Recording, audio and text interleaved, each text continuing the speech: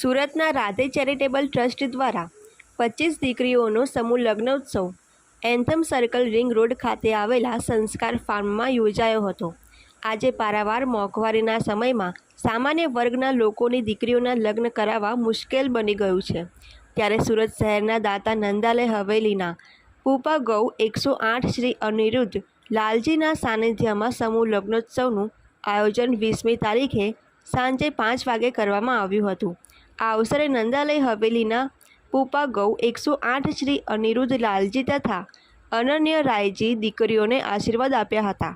દરમિયાન રાધે ચેરિટેબલ ટ્રસ્ટના પ્રમુખ દિનેશભાઈ રામાણી, જયસુખભાઈ ડોમડિયા, ચિમનભાઈ ખૂંટ, રાઘવજીભાઈ ડોમડિયા, રસિકભાઈ ઠુમર, પરેશભાઈ ઘોડિયા, ભારત કરકર તેમજ ટ્રસ્ટના દરેક સભ્યોએ સહયોગ આપ્યો હતો। આ પ્રસંગે પત્રકારોનું સન્માન કરવામાં આવ્યું હતું, જેમાં જૈન શિલ્પ સમાચાર ચેનલના પત્રકાર ભરત માલીનો સમાવેશ થાય છે।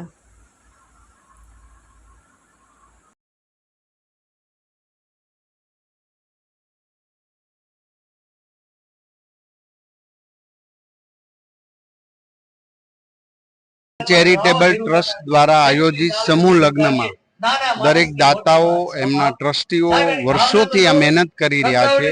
પારિવારિક ભાવનાઓ દ્વારા પરિવારના એક સભ્યને એકલો પડવા ન દેતા સાથે સામૂહિક રીતે સમૂહ લગ્નનું આયોજન કરી દંપતીઓને આશીર્વાદ આપી હું એમની દીર્ઘાયુષ એમને એમના ખુશી જીવન માટે પ્રભુને પ્રાર્થના કરું।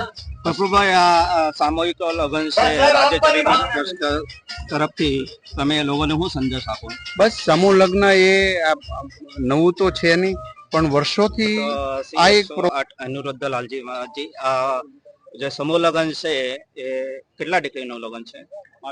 22 દીકરી। હવે તમારે લોકોને શું સંદેશ આપવાનો? આજે પ્રથમ તો મને એ મારી આનંદની ઉર્મી વ્યક્ત કરવા દો કે અહીંયા આજે રાધે ચેરિટેબલ ટ્રસ્ટ દ્વારા આયોજિત સમૂહ લગ્નમાં ઉપસ્થિત થઈને ખૂબ જ અમને આનંદ થાય છે। અને એ આનંદ વ્યક્ત કર્યા બાદ સંદેશ તો એ જ છે કે આપણે દરેક માનવ સાચો માનવ ત્યારે જ છે કે જ્યારે બીજા માનવની મદદ કરે। અને જ્યારે આજે આ ચેરિટેબલ ટ્રસ્ટના સમસ્ત ટ્રસ્ટીઓ, પદાધિકારીઓ આજે બીજાના માટે જ્યારે આટલી દિવસ રાત એક કરીને પરસેવો વહાવીને મહેનત કરી રહ્યા છે, તો ખરેખર અમે એમને બિરદાવીએ છીએ, આશીર્વાદ પાઠવીએ છીએ। અને સમાજને એ જ કહીશું કે આ જ રીતે આપણે સારા સમાજ માટે આગળ આવીએ અને માનવને મદદ કરે, એ જ અમારો સંદેશ છે। અને એ શીખ લઈએ તો આ ટ્રસ્ટના ટ્રસ્ટીઓ પાસે આપણે શીખ લઈએ। એ તો આજે આપણે જગતમાં જોઈએ છીએ કે દરેક વ્યક્તિ પોતાના માટે, પોતાના સ્વાર્થ માટે, પોતાના હિત માટે જ્યારે દોડે છે, તો અહીંયા એક એવા વ્યક્તિઓ છે કે જે બીજાના માટે દોડી રહ્યા છે, બીજાના માટે કરે છે, તો એ ખરેખર બિરદાવવા જેવું છે, એમનાથી શીખ લેવા જેવી છે।